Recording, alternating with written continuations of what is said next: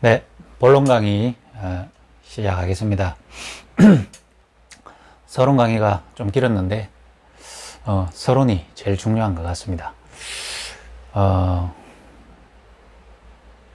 우리가 뭘 하는 데 있어서 열심히 하는 것보다 마인드가 중요하잖아요.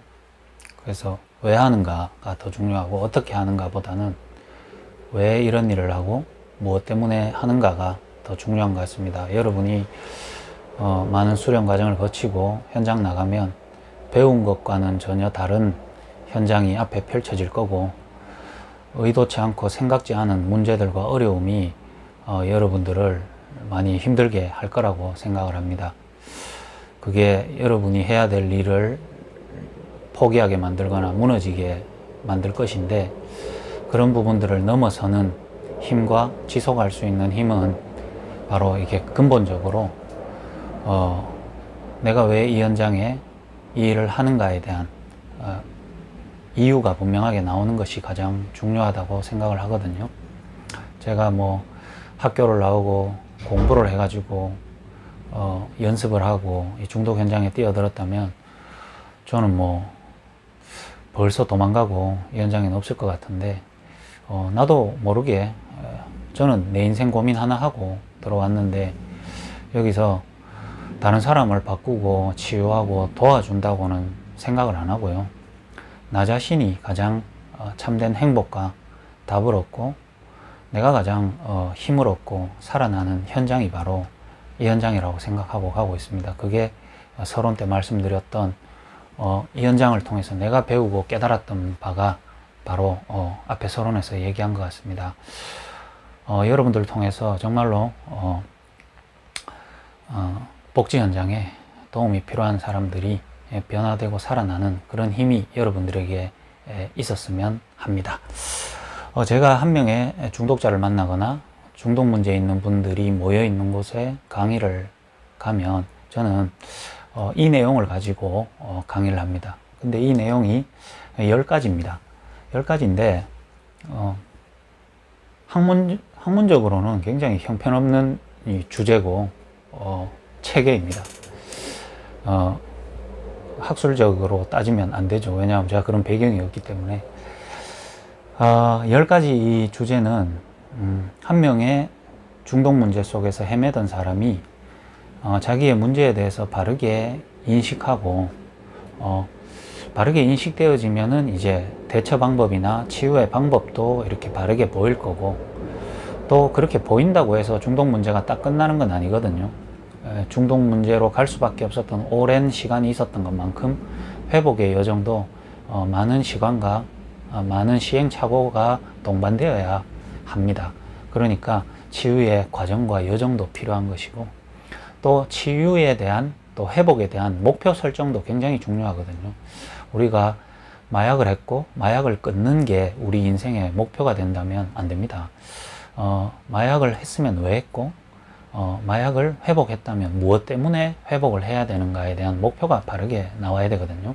그래서 이 10가지 강의는 제가 지난 한 15년 정도 중독 현장에 있으면서 제 나름으로 많은 사람들을 만나보고 또 거기서 내가 느낀 바, 또 깨달은 바를 이렇게 정리한 것입니다. 그래서 좀 허술한 게 많아요. 허술한 게 많고, 또 지난 15년만큼 제 앞으로 또 한 15년, 20년이 지나가면 이 내용이 더 수정되고 보완되고 더 현장에 맞게, 또 한 명의 중독자에 맞게 구체화되어지고 사실화되어지고, 또 그것 때문에 변화되어진 많은 증인들이 실제로 이 사례 속에서 들어갈 때, 강의 속에 들어갈 때 이 강의가 진짜 살아서 사람을 진짜 돕고 살리는 강의가 된다고 생각하거든요. 그래서 하나의 대학교에서 쓰는 교재, 몇십 년 전에 그 사람이 적어놓은 그냥 죽은 교재가 아니고 계속 이렇게 발전해 나가야 되기 때문에 지금은 좀 허술하게 보이는 부분들이 많이 있을 수도 있습니다. 그러나 이게 현장의 이야기와 현장의 실제를 나름 정리했다, 이렇게 뭐 이해해 주시면 될 것 같습니다. 이게 10가지인데 제가 뭐 교도소나 기소유예나 보호관찰 가면 주로 뭐 한 주 정도 강의를 하거나, 강의 시간이 한 하루에 다 뭐 6시간, 8시간을 해야 될 때도 있고요. 어쩔 때는 그게 이제 일주일간 하루에 2시간씩 이렇게 진행될 때도 있고, 그렇습니다. 그러면 뭐 나눠서 하기도 하고, 그렇게 합니다. 또 이 강의를 펴놓고 이렇게 하는 건 아니지만, 한 명의 중독자를 만났을 때는 제가 그 사람을 안내하고 도와주는 그 과정이 제 머릿속에는 이렇게 도와주는 부분들이 있는 겁니다. 여러분도 조금 뭐 제 얘기를 들으시고 뭐 참고할 부분은 참고하셔서, 다른 분야는 여러분들이 더 전문적으로 하시겠지만, 중독 현장에 있는 분들은 조금 참고하시면 여러분들이 조금 접근하고 개입하고 도와주는데 유익하지 않겠나 하는 생각도 해봅니다. 이렇게 진행되는데요. 첫 번째로, 아마 10개 강의 중에 제일 중요하고 제일 정말로 바르게 좀 이해돼야 되는 부분이 1번입니다. 많은 중독 문제에 있는 분들이 중독에서 못 빠져나옵니다. 그리고 회복을 했다라고 말하면서도 똑같은 문제 속에 빠졌을 때 더 깊은 절망과 자기에 대한 어떤 한탄, 또 결국에는 죄책감, 또 스스로를 포기하는 그런 일들이 많이 발생하는데, 저는 그 원인이 바로 이 첫 번째부터 잘못된 인식이 그들을 그렇게 만들었다, 저는 그렇게 확신하고 있습니다. 무엇이 문제인가? 문제인식이 바르게 되지 않고는 올바른 해결책을 찾을 수도 없고 방향 설정을 할 수도 없는 것 같더라고요. 첫 시작이 바르게 안 됐는데, 첫 단추를 잘못 끼웠는데 마지막 단추가 맞아지기를 바라는 것은 사실은 뭐 정신질환 상태겠죠. 이게 첫 시작이 가장 중요합니다. 문제가 무엇인가? 무엇이 문제인가? 여러분들도 앞으로 복지 현장에 갔을 때 중독 문제 있는 사람을 만나게 되면 여러분도 그 사람을 보고 그 사람도 자기 문제를 인식하고 있습니다. 그런데 만약에 둘 다가 틀리게 본인의 문제를 인식하고 있다면 실컷 도와줬는데 의미 없는 결과만 나타날 뿐이고 의미 없는 또 오해만 만들어낼 뿐입니다. 문제인식이 가장 중요하거든요. 대부분 틀리게 문제를 인식하고 있어요. 그 대상자는.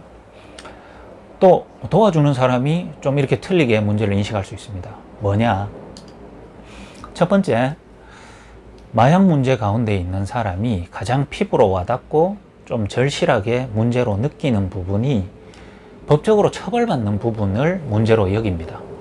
여기에는 좀 많은 의미가 들어가 있거든요. 알코올 중독자들이 술을 계속 마시고 그것 때문에 자기 몸이 이상해진다는 것도 알고 있고, 그것 때문에 뭐 이혼도 하게 되고 가정도 무너지고 직장도 잃게 되고 본인이 어느 정도는 인식을 하고 있습니다. 그러나 그들에게 이 법적 처벌에 대한 고민은 없거든요. 그런데 이 법적 처벌이라는 게 한 사람에게 오는 무게감과 타격이 굉장히 큽니다. 사실은 우리나라에서 마약 사범에 대한 어떤 처벌은 세계적으로 따져봐도 굉장히 엄하게 처벌받는 것에 속합니다. 더 심하게 처벌하는 나라도 있지만 평균적으로 보면 좀 심하게 처벌하는 나라에 속해 있어요. 실제로 뭐 마약을 제조까지는 아니더라도 자기가 이렇게 사서 또 전달을 하고 또 판매를 하거나 그 다음에 또 투약도 하고 뭐 이러잖아요. 이러면 굉장히 이렇게 엄한 벌을 받거든요. 거의 뭐 폭력으로 사람을 굉장히 상해를 많이 했거나 심지어 무슨 어떤 살인했는 이 정도와 버금가는 정도로 어떤 사람은 처벌을 받기도 해요. 굉장히 뭐 마약 문제 때문에 실형을 한 4년 정도 선고받고 3년 정도 선고받고, 이거는 사실은 굉장히 크거든요. 그리고 또 뭐 단순 투약을 했는 경우에도 재범이 되어지고 이러면 1년이나 1년 6개월, 뭐 심지어는 2년까지도 징역을 삽니다. 그럼 뭐 그냥 가서 수감돼서 나오면 되지라고 생각할 수도 있지만, 안 가본 사람들은, 가본 사람들 입장에서는 수감되어진 하루하루의 무게가 굉장히 무겁거든요. 그리고 수감 이후에 다시 사회를 복귀해서 재기를 한다는 것이 사실은 쉬운 일은 아니거든요. 그러니까 본인들이 이 중독 문제 속에 들어와서 본인이 중독되어졌다라는 인식을 하기보다는 당면한 내가 혹시 이번에 마약을 한 것 때문에 법적 처벌을 받게 되진 않을까, 또 내가 지금 법적 처벌을 받았구나, 여기에 대한 인식이 가장 커요. 그게 저는 문제를 잘못 인식하는 가장 첫 번째 요인이라고 생각을 하거든요. 혹시 여러분이 중독 현장에 가서 중독 문제 있는 사람을 만나보세요. 그들이 가장 또 두려워하고 가장 현실적인 고민은 바로 이것입니다. 예를 들면 이제 검거가 됐어요. 단순 투약이고 초범입니다. 그러면 징역에 대한 벌은 뭐 될 수도 있고 안 될 수도 있지만 주로 징역을 산 경우는 좀 적죠. 뭐 기소유예가 되든지 집행유예로 이렇게 빠지겠죠.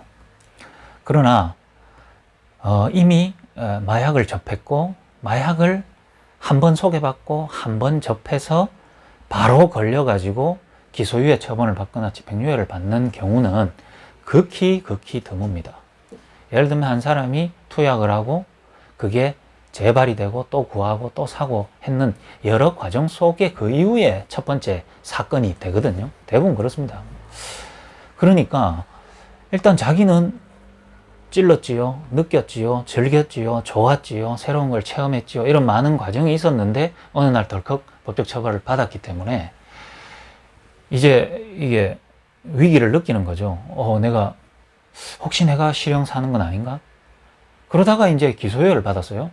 그러면 다행이다, 이렇게 되는 거죠.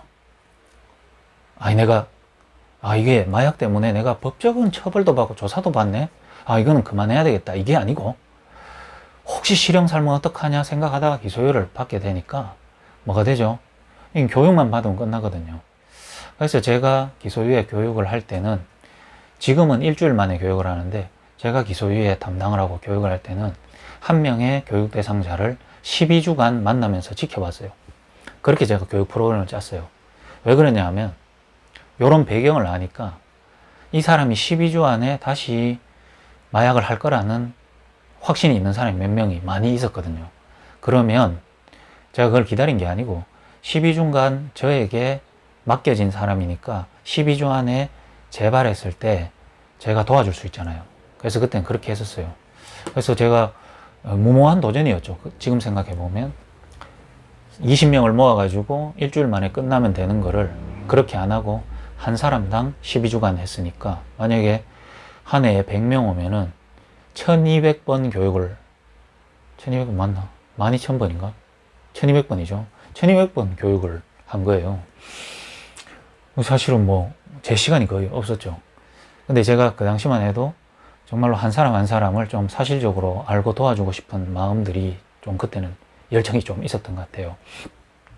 기소유예 때 왔는 대상자들이 또다시 그 기간 안에 하는 경우가 굉장히 많고, 집행유예는 예를 들면 징역 1년에 집행유예 2년, 3년 이렇게 떨어지죠. 그 가운데 수강명령 40시간만 채우면 되고 나머지는 보관찰 기간으로 들어가는데, 그때에 다시 재범하고 재발해서 사건이 돼가지고 이 집행유예로 해줬던 기간과 새롭게 사건된 것이 함께 얹혀져서 징역 사는 사람이 굉장히 많습니다.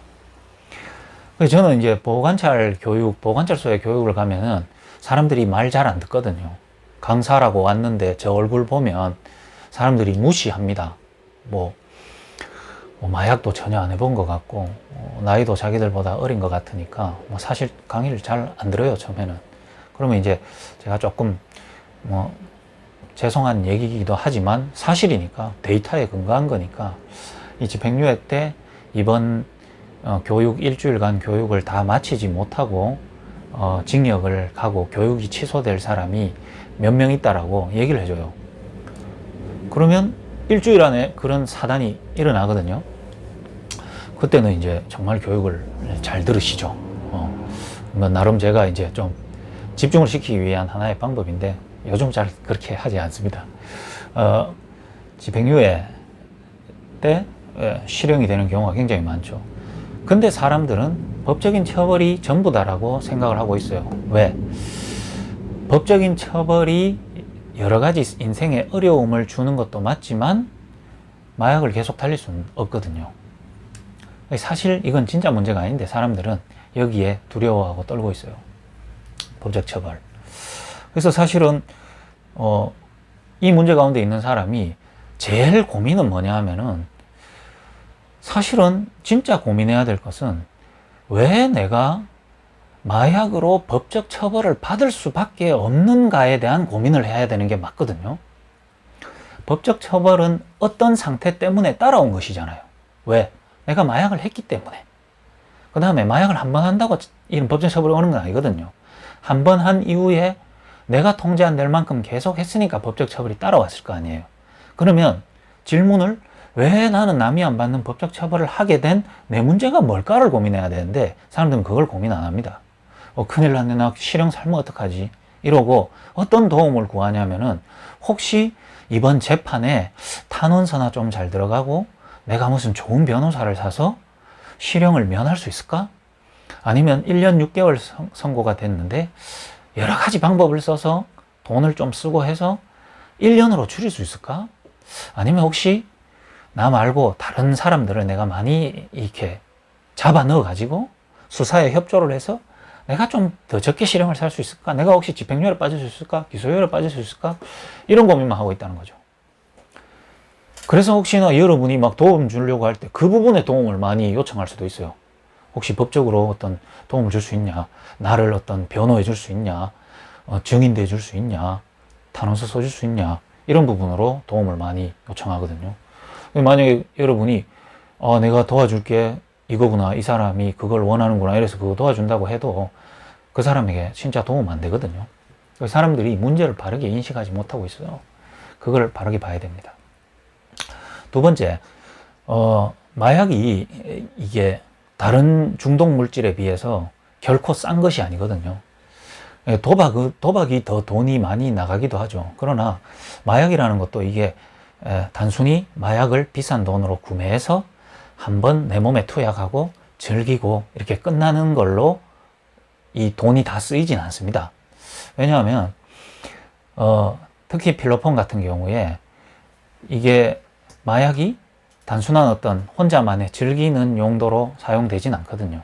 왜냐하면 필로폰의 사용 목적에 굉장히 큰 하나의 이유가 뭐냐 하면은, 사실은 성관계입니다. 성관계.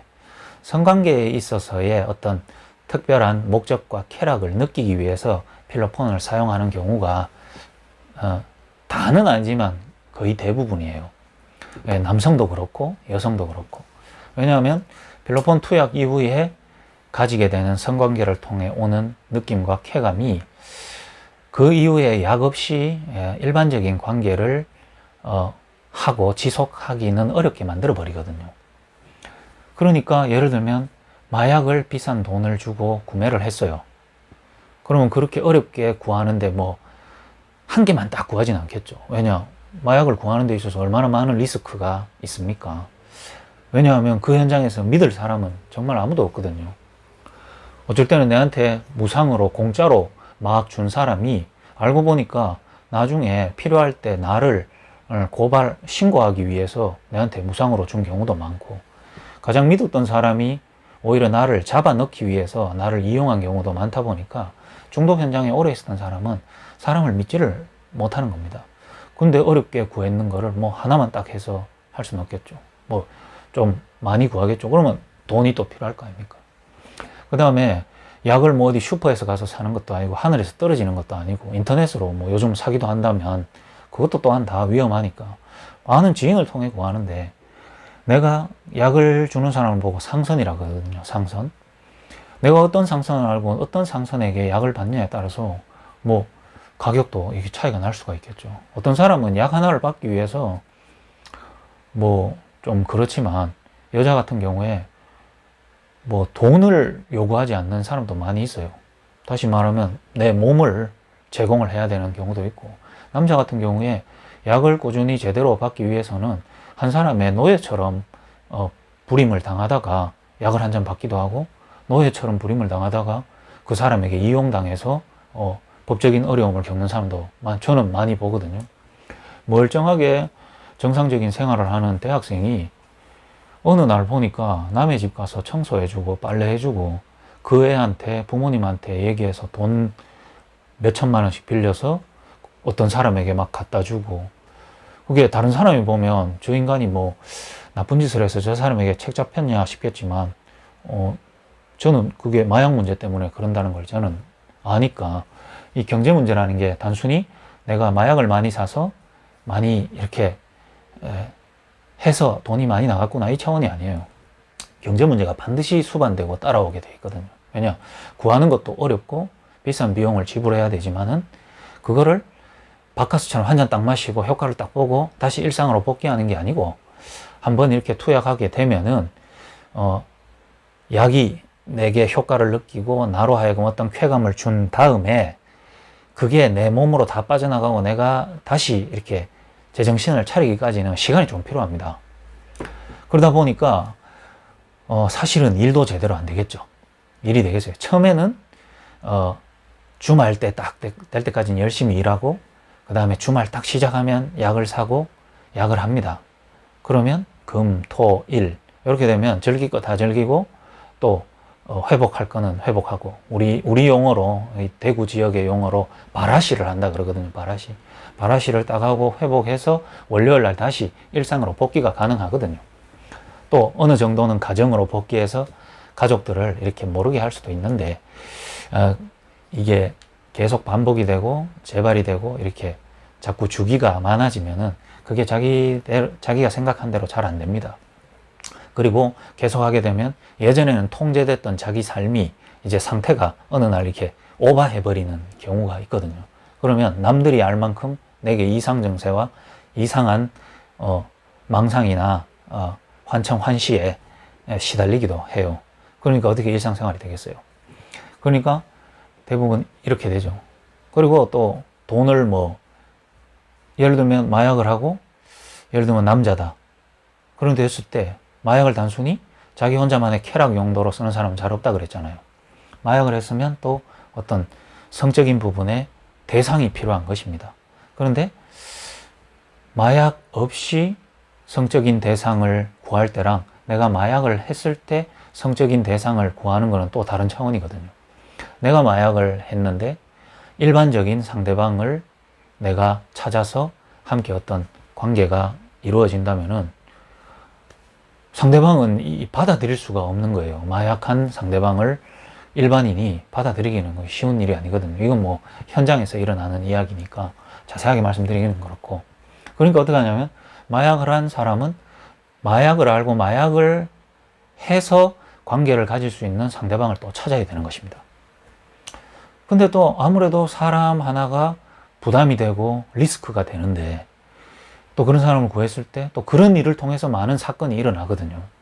새로운 사람을 구해서 마약을 같이 하고 관계를 가지려고 했는데 내 뜻대로 또 안 되는 경우가 있고, 또 거기에서 사건과 사고가 많이 일어나죠. 그러면 이게 유흥비로 또 필요한 것이죠. 방도 잡아야 되죠. 사람도 알아봐야 되죠. 또 약도 나눠서 같이 해야 되죠. 그러니까 여러 가지 경제가 많이 되죠. 근데 이제 평상시에는 자기가 번 돈으로 한 번씩 살짝 즐기는 게 가능했는데, 이제 자기 삶이 통제가 안 되니까 실직하겠죠. 쓰는 비용은 더 많이 늘죠. 또 해야 되는 주기는 더 빨라지죠. 개인이 통제 안 되죠. 그러니까 이게 빚으로 갈 수밖에 없는 거죠.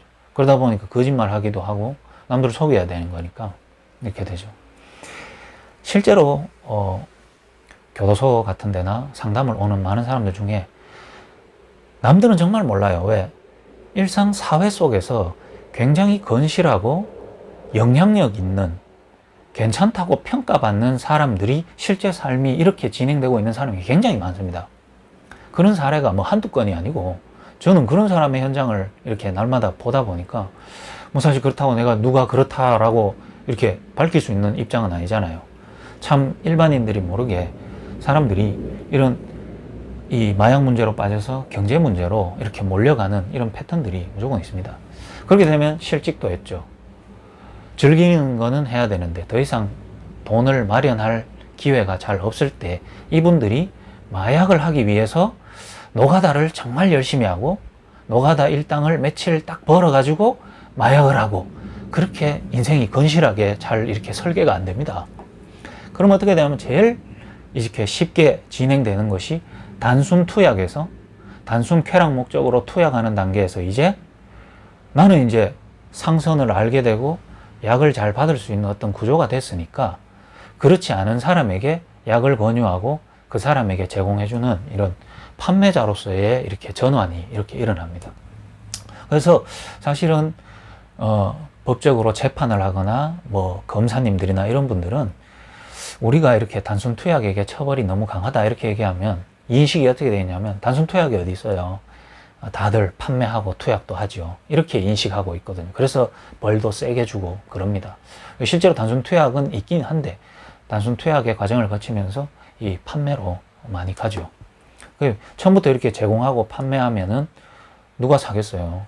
그러니까 처음에는 무상교부. 야, 내가 이 좋은데 너 혹시 피곤하냐? 이렇게 권하기도 하고, 이거 하고 하면 3일씩 막 잠 안 오고 뭐 열심히 할 수 있다. 이런 식으로 얘기하기도 하고, 특히 여성들에게 가장 혹하게 제공하는 거는 이제 필로폰을 하게 되면은 살이 막 빠진다. 실제로 그런 효과가 뭐 이게 틀리게 정보가 전달되면 안 되지만 굉장히 그 어떤 식욕을 억제시키고 뭘 안 먹어도 되면서 더 활동적이고 집중되게 만들거든요. 그러니까 그런 부분에 좋은 어떤 이 제공거리가 되죠. 이렇게 구조화되어져 가지고 제대로 된 경제 활동을 하지 못하게 만들고 실질적으로 건실하게 하던 경제의 영역을 무너뜨리게 됩니다. 그러면 한 사람이 이제 예를 들면 법적 처벌까지 받게 돼서 실형을 살게 됐다. 이미 실형 살기 전에 이런 부분들이 이미 와서 몰려가는 중에 이제 실형을 들어가게 됐고, 실직은 당연한 거죠. 실형 사니까.